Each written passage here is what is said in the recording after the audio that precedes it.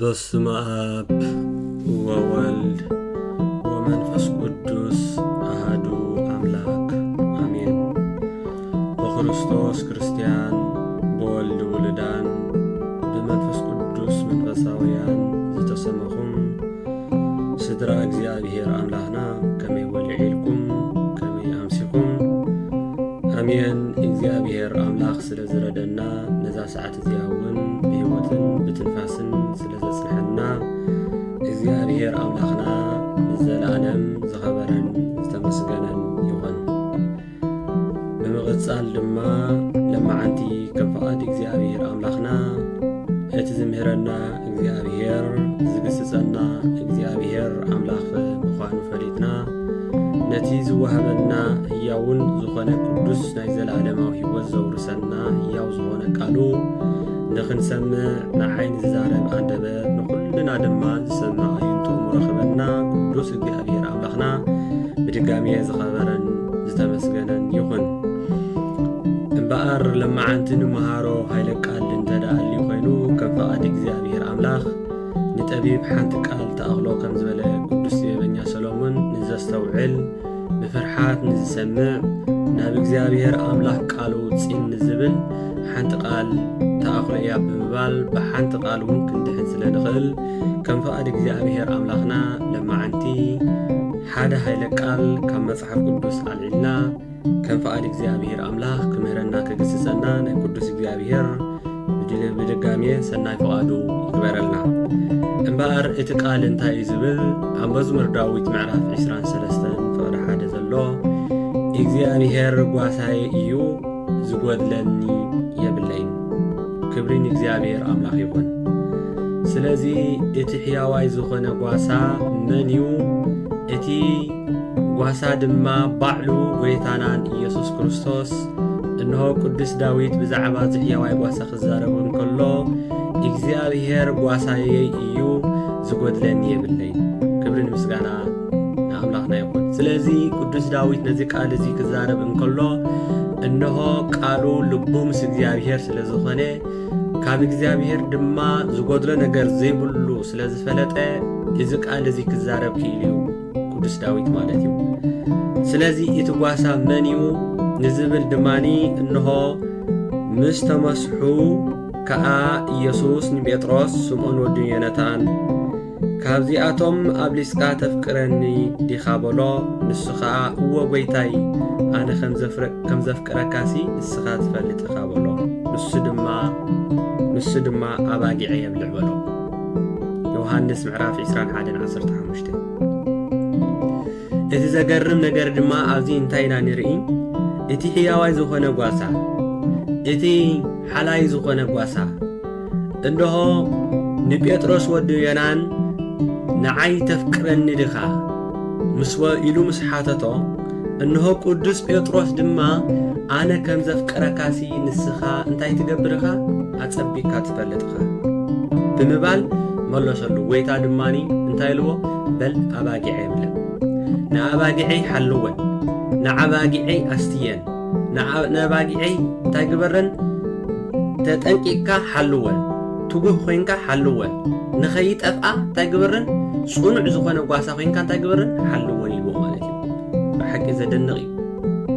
ተፍቅረኒ እንተ ኮይንካሲ ከምዚ ግበረለይ፣ ተፍቅረኒ እንተ ኮይንካሲ ንዓይ ከምዚ ግበረለይ ይብለን ጌታ። እንታይ ዳ ተፍቅረኒ እንተ ደኣ ኮይንካ ከምቲ ኣነ 99 ኣባጊዕ 99 ነገደ መላእክቲ ገዲፈ ንሓደ ኣዳም ብምድላይ ናብ ምድሪ ዝወረድኩ ንስኻ ድማ ካብ ሕጂ ንኔው ዘሎ ንስኻ ጓሳ ስለ ዝኾንካ ንሃተይ ተኸታሊ ወይ ድማ ወዲ መዝሙረይ ስለ ዝኾንካ እንታይ ግበረንኻ? ነተን ኣባጊዐይ ሓልወን፣ ኣበይ በልዓ፣ ኣበይ ሰትያ፣ ኣበይ ኸዳ እንታይ ግበረን? ፍለጠን ብምባል እዩ ዝቅዱስ ቃል ሂብዎ ማለት እዩ። ስለዚ እግዚአብሔር አምላኽና ብሓቂ ክብርን ምስጋና ይኹን።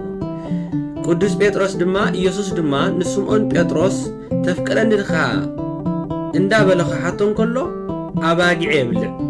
እዚ ማለት ድማ ከማይ ኩን ንፉዕ ኩን፣ ከማይ ጓሳ ኩን፣ እሙን ኩን ማለት እዩ።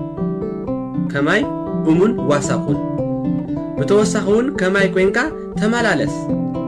ጐይታ ድማ ከምዚ በሎ።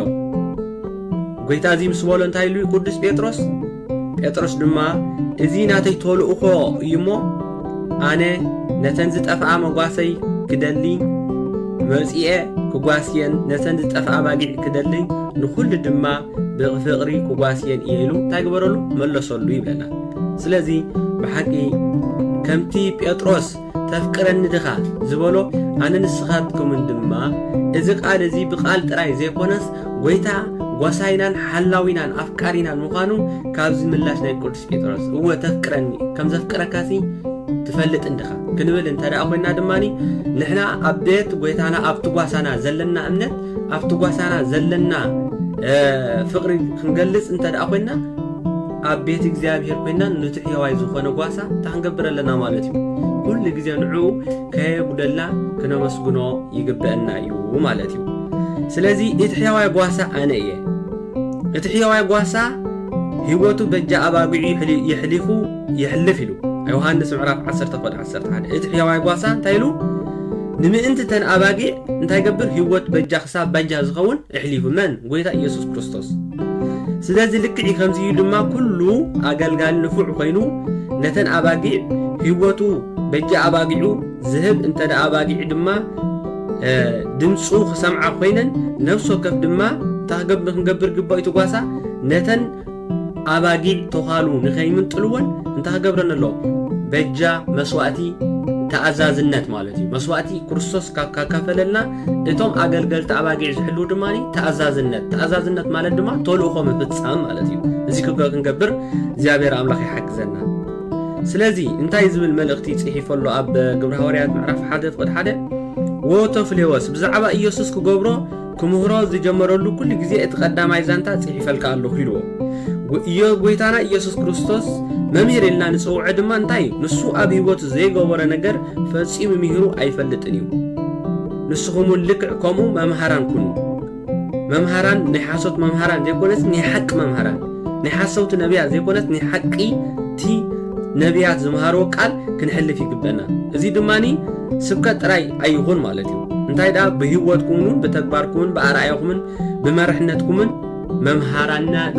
መምሃራንን ኣብነታውያንን ኩኑ ብምባል እዩ እዚ ኣብ ግብረ ሐዋርያት ምዕራፍ 1:1 ተጻሒፉ ዘሎ። ስለዚ ኣምላኽ በቲ ሓደ ወዱ ዝኣመነ ኩሉ ናይ ህይወት ዘለኣለም ምእንቲ ክረክብ በርከይ ጠፍእሲ ንወዱ በጃ ክሳብ ዝህብ ክሳብ እዚ ንዓለም እንታይ ገበራ ኣፍቀራ ክሳብ ክንዚ ንዓለም እንታይ ገበራ ኣፍቀራ።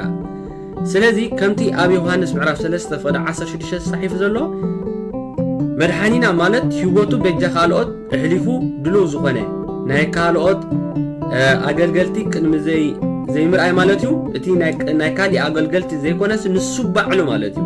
ባዕሉ ንህይወቱ እንታይ ገበሩ በጃ ህይወቱ ዘሕለፈ መን እዩ? ኢየሱስ ክርስቶስ ስለይ ስለኻትኩምን ማለት እዩ። ስለዚ እግዚአብሔር ኣምላኽና ብሓቂ ንህይወቱ በጃ ክሳብ ዘሕለፈ እንሆ ድማ እቲ ህይወቱ ንምእንቲ ወንጌል ዘጥፍእ ጌና ክድሕን ከም ዝብል ኣብ ማርቆስ ምዕራፍ 8:35 እንሆ ድማ ንሱ ንምእንቲ ወንጌል ወይ ድማ ንምእንቲ ክርስቶስ ወይ ድማ ንምእንቲ ሓቅነት ኢሉ በጃ ዝሕልፍ መምህር ይኹን ዋላ ተምሃራ ይኹን እንሆ ድማ እንታይ ኢልዎ ማለት እዩ ንሱ ክድሕን እዩ ብምባል ድማ ወንጌል ማቴዎስ ወንጌል ማርቆስ ምዕራፍ 8:35 ሲልዎ። ስለዚ እቲ ሕያዋይ ጓሳ እንሆ ኩሉ ግዜ ንዓና ሓላዊናን ደጋፊናን ዘይታኸስ ጓሳ ሓንቲ ግዜ ሰከንድ እውን እንታይ ዘይገብር ማለት እዩ ዘይድቅስ ጓሳ ስለ ዘለና ክብርን ምስጋናን ንዕዩ ኩኖ ስለ ሕያዋይ ጓሳ ክንናገር ስለ ዝጸንሕና እግዚአብሔር ኣምላክ ክብርን ምስጋናን ንዕዩ ኩኖ ስብሐት ለእግዚአብሔር ልዑል ወለወላዲት ድንግል ወለመስቀሉ ክቡር ተአኮቶ ይሰባህ ስም ለእግዚአብሔር አምላክነ ወትሮ በኩል ጊዜ ወበኩል ሰዓት አሜን።